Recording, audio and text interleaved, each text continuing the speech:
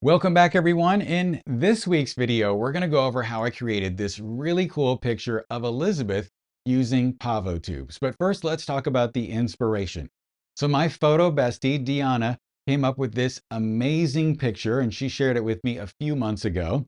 And I added it to my mood board because I wanted to create something very similar to this when Nanlite sent me some PavoTubes. But let's explain what PavoTubes are. So in this video, I'm going to be using Nanlite's PavoTubes version 2 30C. Now these are 4-foot long or 1.2 meter, give or take, LED fixtures. These are very similar to what you would have seen before in fluorescent tubes that we would have used in video production and in industrial lighting. But one of the great things about the technology advancements over the last few years is that these tubes have become a lot better and a lot cheaper, and so it's great to use them for special situations like the one that we're going to be talking about today.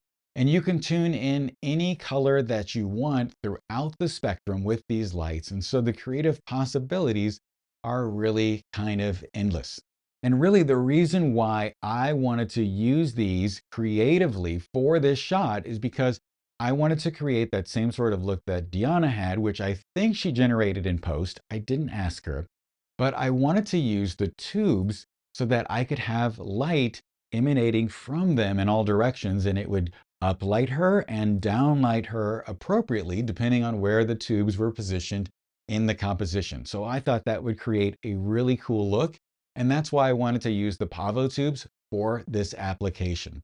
When it came time to configure our PavoTubes on set, my friend Xavier and I ended up using 6 different C-stands in order to get the tubes into position. The next thing I added was a Forza 720 boomed out over the set with a 90 centimeter parabolic softbox. And in there, I had a CTO gel. That stands for color temperature orange. The reason why I'm using this particular gel or gel filter is because I wanted to create really warm light that would be opposite on the color wheel of the purple light that I was creating down below with the PavoTubes, so that those would sort of be very complementary and work well together. The reason why I was using the grid is because I didn't want any of the warm light from this fixture to land on the background and then contaminate the color back there.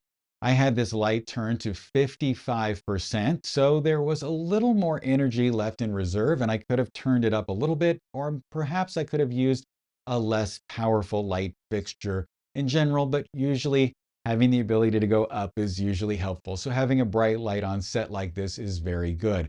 I also had the PavoTubes turned on at 100%, and my exposure was 1/250th of a second at f8 at ISO 800.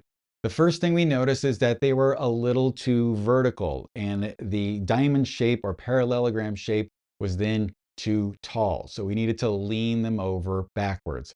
We also, through this process, figured out that it would be better for her to stand on some apple boxes, so we did that as well.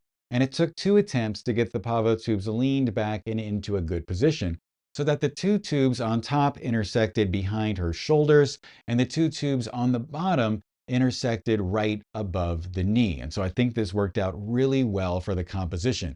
It would have been a lot easier had I had 4 of these holders from Nanlite, but unfortunately I had the holders that came with the lights, and I also had these units which hold 2 tubes each. And so I needed to use a mix of hardware in order to get things into the right position. I just wanted to say that if you enjoy learning from me in these videos, I'm sure you would also love learning from me on my members only platform, the Academy with John Gress. And on the Academy, you'll get access to longer format tutorials and what you'll see here on YouTube, including seeing me shoot from multiple angles and problem solve on set. In addition to that, you'll be able to participate in 2 live monthly Q&A and critique sessions where you can ask me anything and ask me to anonymously critique your work. To find out more information and to sign up for a 3-day free trial, just go to johngress.com/academy or click on the link in the description. Because of the position that I had to have this light in as well as having the grid, the catch lights in her eyes were very dull. And so what I did was I painted a white semicircle on each one of her eyes in Photoshop in a layer, and then I changed that blending mode to soft light, and I pulled down the opacity to where it looked just right. But before I was able to get to that point in Photoshop, I had to do quite a bit of cleanup in post. Well, actually, I had a retoucher do it. So I sent it off with all of these notes saying that all of this hardware needed to be removed, all of these things in the background needed to be removed.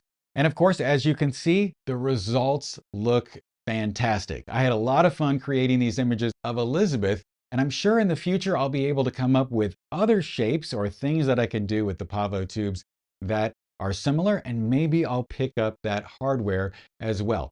If you have any questions or comments, please leave it below. And if you have any ideas on how I can use the PavoTubes in the future, I would love to hear it. So please leave those in the comments. And as always, stay safe, have a great day, and I'll talk to you soon.